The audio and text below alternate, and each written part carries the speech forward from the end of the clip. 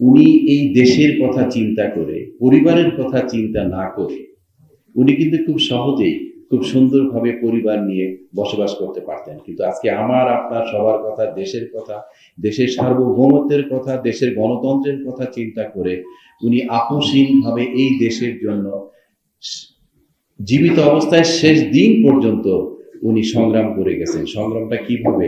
ওনাকে যখন শেষ মুহূর্তেও বলা হয়েছিল বিদেশ থেকে ডাক্তার এসে যে আপনার বিদেশে চিকিৎসার প্রয়োজন, উনি শুধু একটা কথাই বলেছেন, এই দেশে আমার জন্ম, এই দেশ আমার, এই দেশের মাটি আমার, আমার মৃত্যু এখানেই হবে।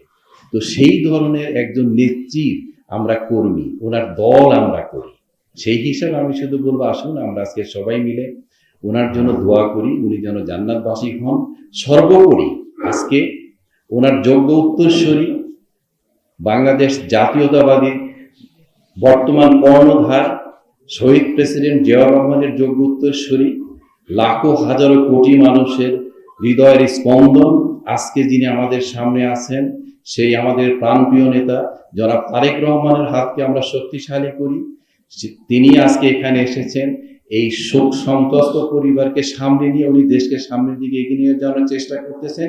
আমি শুধু বলবো, জাসাদ সহ আমরা যারা বিএনপি করি, যে যেখানে আসি না কেন, এই মুহূর্তে সমস্ত মতভেদ ভুলে গিয়ে একত্রিত হয়ে সবাইকে মিলে মিশে আমাদের এই নেতা, আমাদের বর্তমান এবং ভবিষ্যৎ নেতা জনাব তারেক রহমানের হাতকে শক্তিশালী করতে হবে।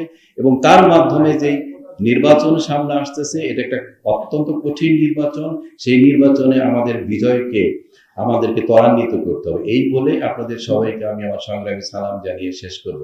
ধন্যবাদ সবাইকে। আসসালামু আলাইকুম।